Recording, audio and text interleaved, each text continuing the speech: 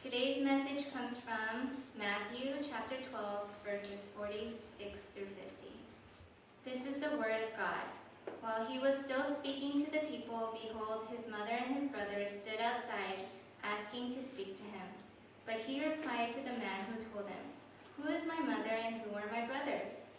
And stretching out his hand toward his disciples, he said, "Here are my mother and my brothers. For whoever does the will of my Father in heaven is my brother and sister and mother." This is the word of God.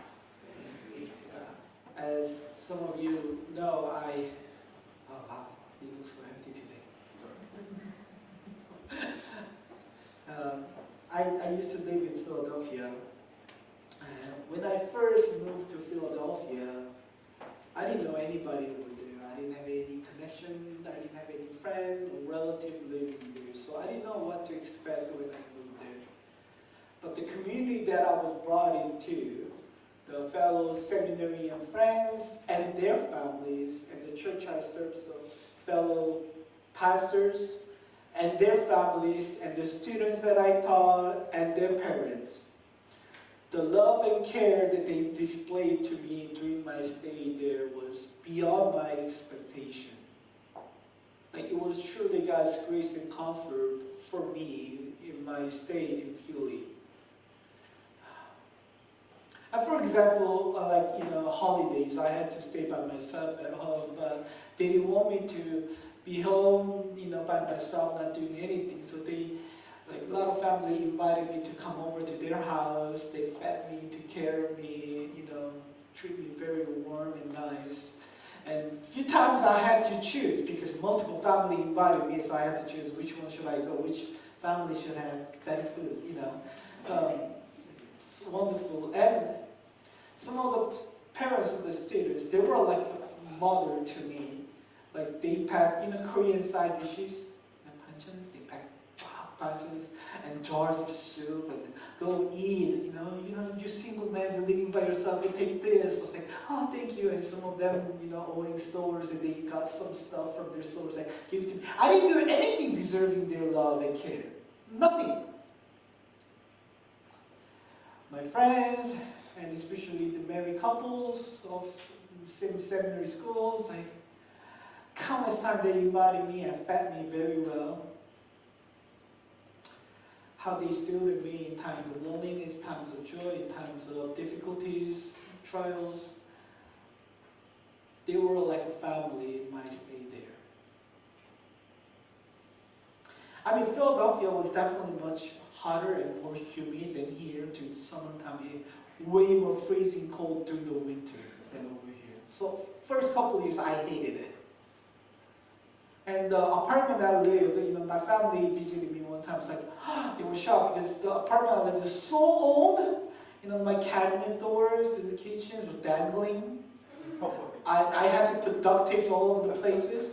Literally, I tried to make it nice and neat, but its condition was pretty bad.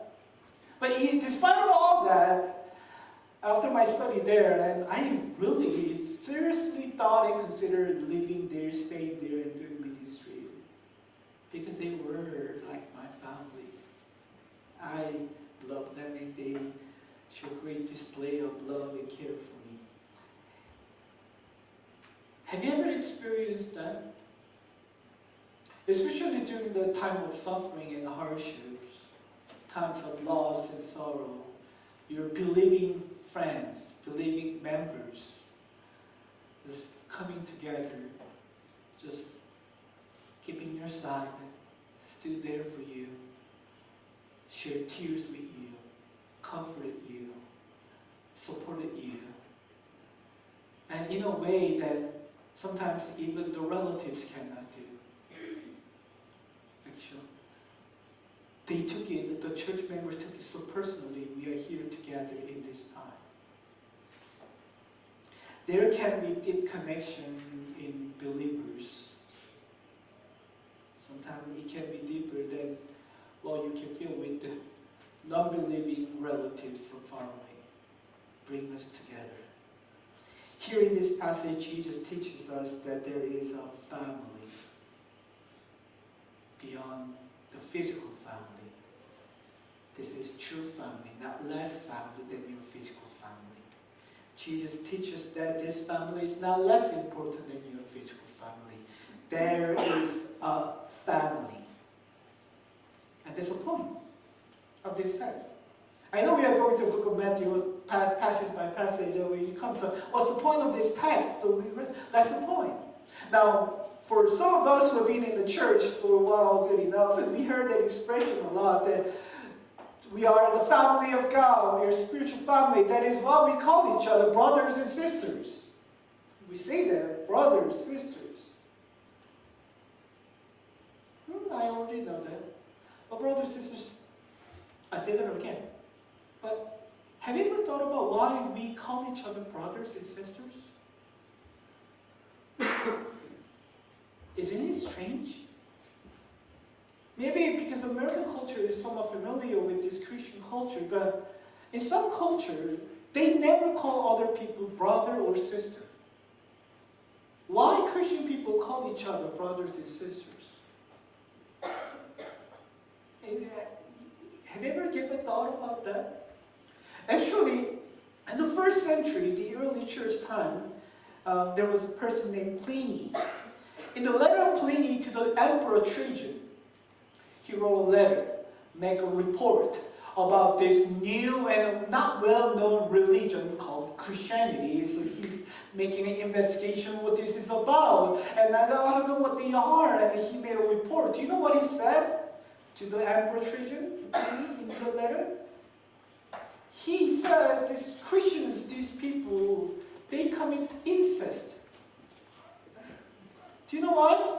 Because of that expression. They call each other brothers and sisters. They're brother and sister, and they teach each other to love one another. It's like it was totally outside of his thinking box. Like, what?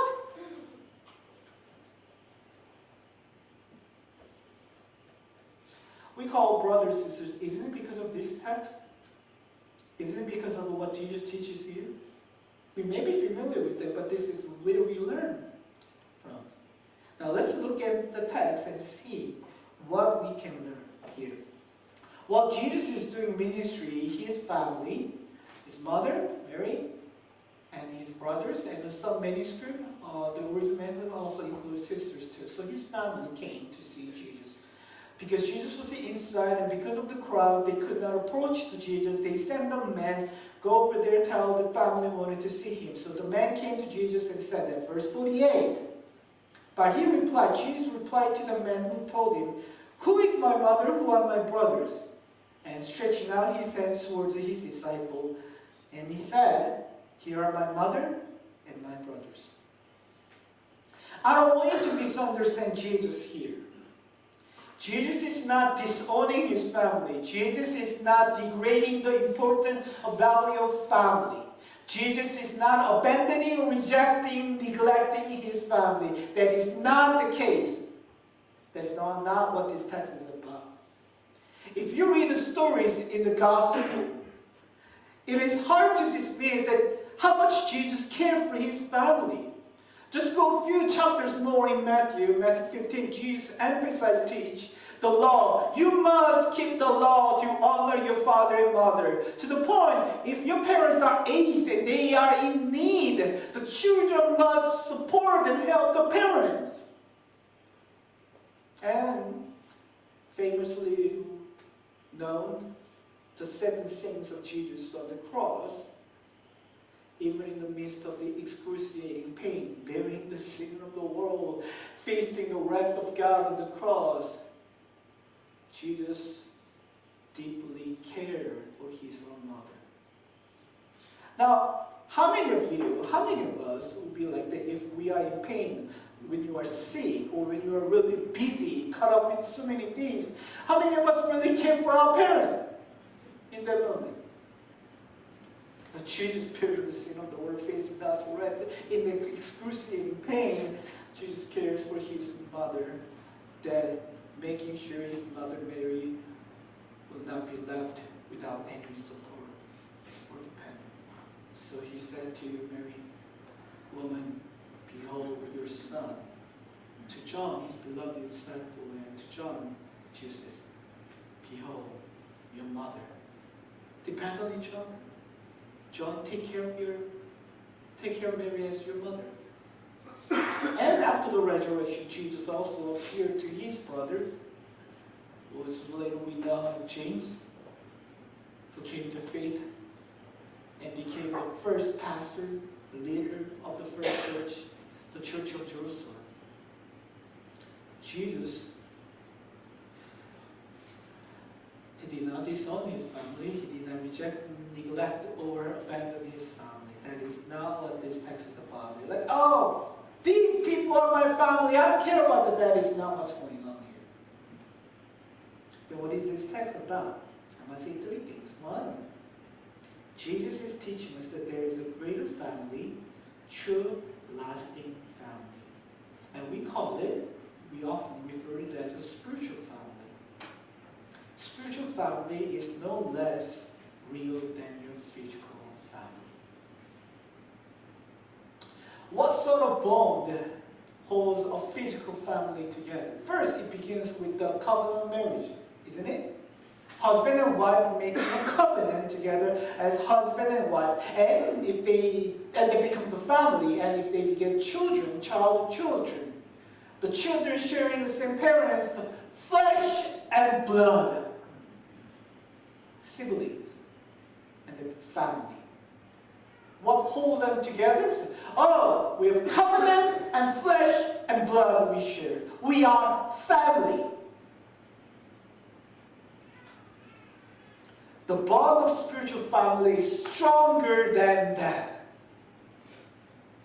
John chapter 1, verse 12 and 13, it says this. But to all who did receive him, who believed in his name, he gave the right to become children of God, who were born not of the blood, nor will of the flesh, nor will of the will of man, but of God. We are born of God, not born of will of man, but will of God. God decided to bring you into his family. He chose, he planned, the one who makes no mistake. He planned it all. The one who is never changing. You be part of this family, and you're born into it by not of man, but of God. Not just flesh and blood that's going to perish, because this flesh and this blood will perish, be gone. But all Christians are washed by the blood of the Lamb. We share blood, the blood of Jesus Christ. We are born again by the Holy Spirit. No one can be Christian without born again by the Holy Spirit. The Holy Spirit breathing into the life, and the faith is born, the repentance is there, and you become a Christian, that you being part of that family. This is not less real than physical family. We have one and same Holy Spirit. We have one and same Father, one faith, one love, one God. And we will have a one, same kind of body. At the resurrection, as 1 Corinthians 15 says, this flesh will perish, but we will have a spiritual body, higher body, heavenly body, the body that is glorious and powerful and imperishable. It cannot be destroyed. The body after the likeness of Jesus Christ. We will all receive this new body. So we will share this kind of body, this blood of Christ, born again by the Spirit. There's a family under the fatherhood of God. And this family lasts forever. This earthly family is temporal, but the spiritual family is eternal. This physical family is earthly, but the spiritual family is heavenly. This family that you have and I have is not the ultimate family. This is only a shadow of that ultimate family. There's a bigger, truer, everlasting family. Jesus teaches, if guys, there's a true big family.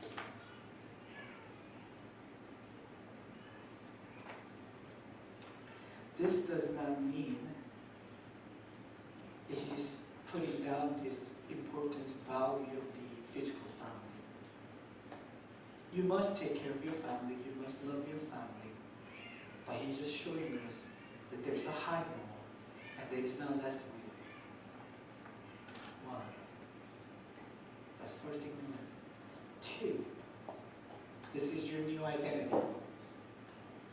When Jesus says here that we must, when Jesus says here, I think this must be really shocking to the first original audience, the audience of Jesus' time. Because family was so central in their lives in the ancient world. Everything is almost evolved around family. For example, their crucial identity, who they are, is deeply rooted in their family. If someone is being introduced, they are introduced as son of so-and-so, daughter of so-and-so. Look into the Bible. David, the son of Jesse. Do you see what I'm saying? Like, that's their crucial identity. What family you belong to. Billy, son of so-and-so. And the other important identity in the ancient world culture is also geographical identity, hometown. Like Abraham of Haran, Jesus of Nazareth, the way he grew up. But even the hometown is deeply related with family. Because at this time, the relatives form a village together. They're working together, living together, farming together, taking care of the livestock. So that town, the village is like, I know what families live there. This family was so central in their lives. And think about it. This is shocking. You have a new family. You belong to a new family. There is the big family here and greater, higher family. For some people, it hurts for them to be identified with his or her own family. And when they think about their family, they feel bitterness or fear or sorrow or regret in their heart, just aching because they grew up with a selfish father or a neglecting mother or just dysfunctional, broken family. And they don't want to talk about it, they don't want to be identified with that. They don't want people to find out what family background I have. I don't want that to be part of my identity, who I am. I don't want to be defined, identified with my parents or with my siblings, some people. And here, you have a new family. In Jesus Christ, you have a Father, perfect Father, good Father. He's not a less Father than your physical Father. In fact, isn't he more real Father? For he made you, top to bottom. He nurtured you, nourished you, took care of you, protected you. He called you. He knew you even before you were born. He formed every part of you. He is your Father. And under that fatherhood of God, you have a family that you can relate to, identify with.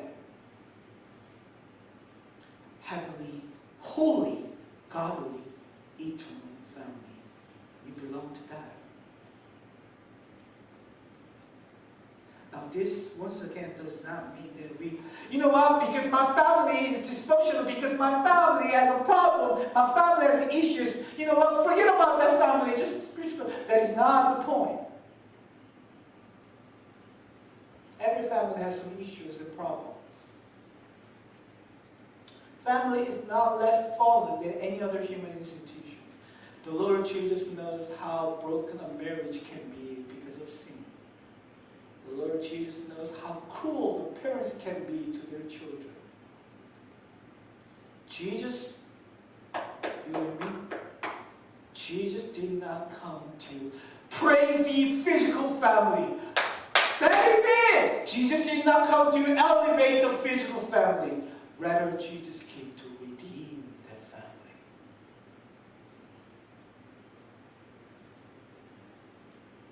Because our family has fallen. Just like any other place, there's a sin working in family. Do you know why Jesus' family came to see Jesus?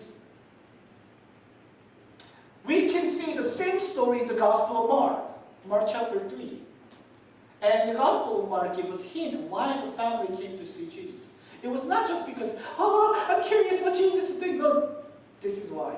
Mark chapter 3 verse 21 says, when his family heard it, they heard about something.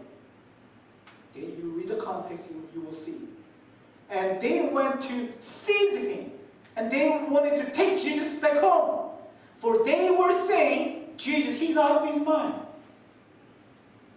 Now, they didn't come in order to, with evil intentions, I'm going to humiliate Jesus in front of all these people, the crowd. They say, he's crazy. He doesn't know what he's talking about. Don't listen to him. He's out of his mind. Let's take him home.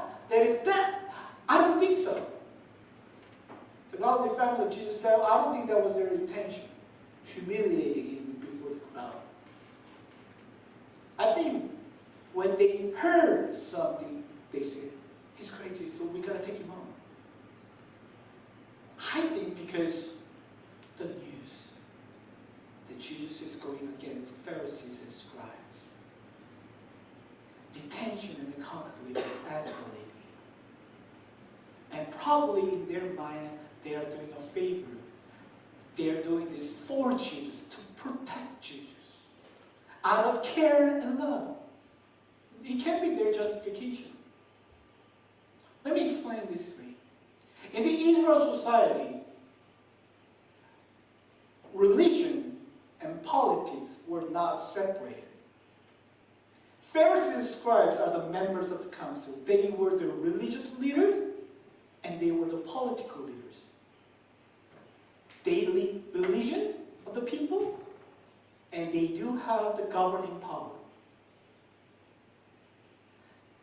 Can you imagine how powerful, influential they can be when religion and politics combined?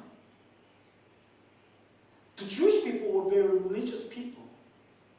They respected Pharisees and scribes. Oh, yeah, they're the holy men of God. And they have a power of governing people. They were like a congressman. They were like a senate. They decided all things. And Jesus is going against them. Jesus is pointing they're hypocrites. The conflict and tensions are escalating. When they heard it, Jesus, what are you thinking? You don't go against Pharisees and scribes in our world. He's in danger. He's in trouble. We gotta stop him. And they come, you know what, Jesus is out of his mind. We gotta take him home. They probably think, at the moment we're thinking that we are doing out of care for him. We need to protect Jesus. He went beyond the line.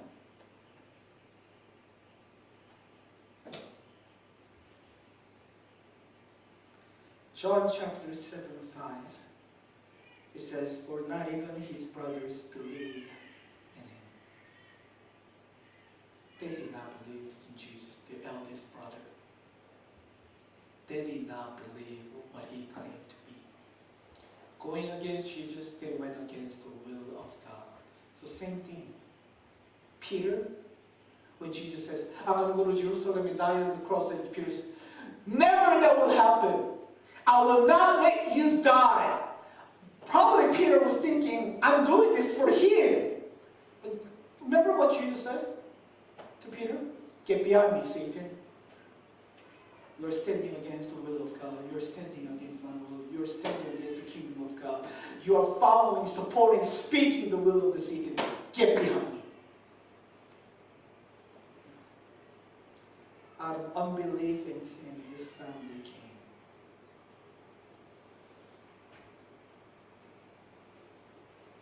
against Jesus, to stop Jesus, not supporting him, not believing in him. What did Jesus do? As I said earlier, my family don't get it. They're not like, how can they be like this when they worship God? Don't they know that I am? He did not do that. He did not abandon his family. What kind of Christian, what kind of people of God they are? My family don't get it. They are so unbelief. They don't have a faith. Forget about that. He didn't do that. With patience, he ministered them throughout his life. That they may come to faith. May your family, physical family, be more than a physical family. Lead them into that higher, greater spiritual family. The family that will last forever. This earthly relationship, a husband and wife, and father, mother, and children, a temple. After this life, you will not regard each other in that way anymore. Lead them into the spiritual family. God has given us special affection towards each other in a family, special care, so that your family may be an instrument of redemption in the hands of Jesus Christ. Thirdly, there's a new family characteristic, like a family gene, family feature. When Jesus says, "Here are my brothers and sisters," pointing to people, they're his disciples, he's not referring to everyone, all the crowd, anybody who's sitting here. This is not anyone sitting in a church building. Jesus is not talking about familyhood of all mankind under the fatherhood of God. All people are in this family. That's not his point. His point is there are some people who are part of this family. There are some people who are not part of this family. And how do we know? How do we know these people belong to Jesus' family or not? How do you know that these people and you and me belong to that family or not? Jesus tells us that here. We have a family characteristic. If you see the characteristic, you know that that person belongs to this family. Every family has its own character, style, tradition, culture, or taste. This family likes to do this. That family likes to go there. The family is found. My family, John family, loves to eat. To the close people, we are known for that. John family eat. That's our style. We love to do that. Under the same parents, growing up together, my sister and I know she's sitting here, my sister and I have very similar taste bud. If I go to the new restaurant and order something new, and if I liked it, I'm pretty sure my sister's going to love it too. We always love almost the same thing. My sisters sometimes have to call me. You got to go with this place, try this, it's so good, you're going to like it. And yeah, I'm going to like it. We have very similar taste bud. If we go to buffet together, the plate that I got, and I look at her plate, almost same. She brings something, you know what I say? I was going to get it too.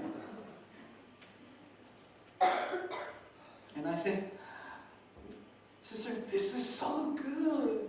And she responds with such enthusiasm and passion. Yeah! We share that passion.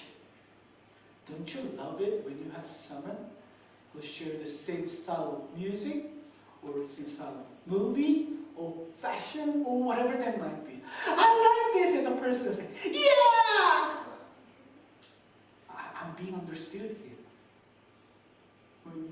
We share the taste together. Don't you love it when you have someone who share the same spiritual taste. It was so blessing. It was so good. Oh, the grace of God. The joy you feel when you sing the hymn to the Lord. The grace you experience. The power that you felt, the presence of God. And you said, it was awesome. It was a blessing time. It was great. And the person said, yeah, I know what you're talking about. The song said, yeah, I feel it too. Oh, what a wonderful Savior. Don't you love Him? Not all people can understand. Not all people sitting in the church can understand. Non-believers cannot understand. There's a family taste.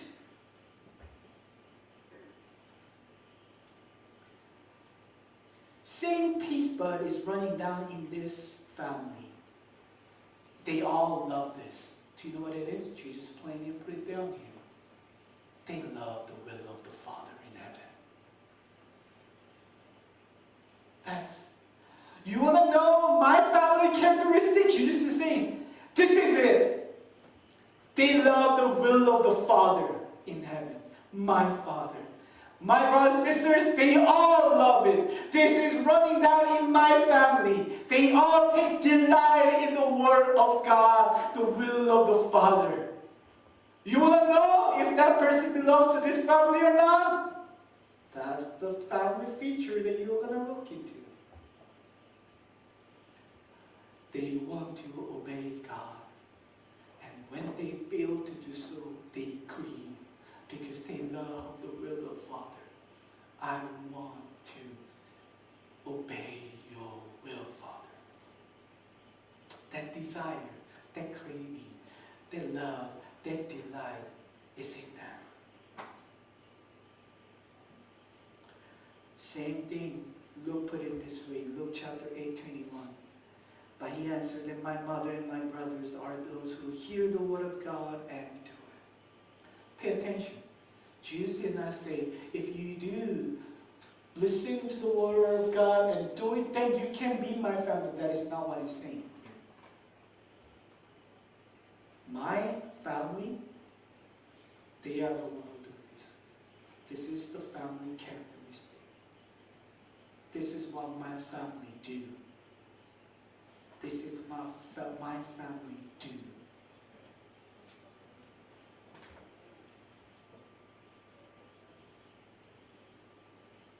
Let me end with this. Some people romanticize the perfect family. Some people vainly pursue perfect family.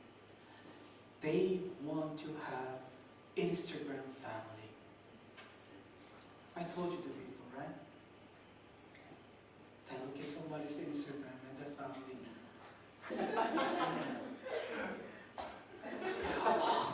Oh, how come my family cannot be like that? I want to be part of, I want a family like that. It's the same for the singles too. Single people look at all these Instagram families like, how come I cannot get married, have children like that? How long? The solution to my loneliness, solution to my problem is having this kind of family. We vainly pursue, idolize the perfect Instagram family. They look at what things that they do, the place they go to. Ooh, what is wrong with my family? I look at my spouse, oh my goodness, my children. And they do not know what happened before that picture. Come over here! I told you to sit still! Look at the camera! After get back in the car! Be quiet! They don't know anything like that. That's all they care. I'll tell you this, no family on earth is perfect. Every family has issue, problem, sin, and fallenness. We only see, oh, look at Pastor Billy's family. Oh, look at that family. It's like, no, when they come to church, how they dress nicely, the family looks fantastic. You don't know.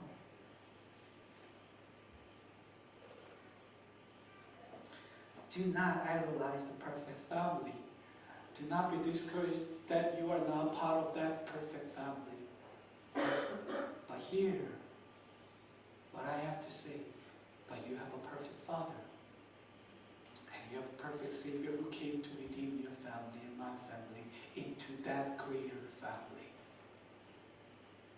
He wants to redeem our family to the family of God. We belong to that. What more can we ask, church? So instead of parents pleasing your children, no matter how you try, they're not going to turn into perfect children. You know that, I know that. But instead of that, pursue the will of the Father. Watch me, my son, my daughter, watch me. I fail time to time, but this is my joy. I pursue the will of the Father. I pursue the pleasing Him, and you do so too.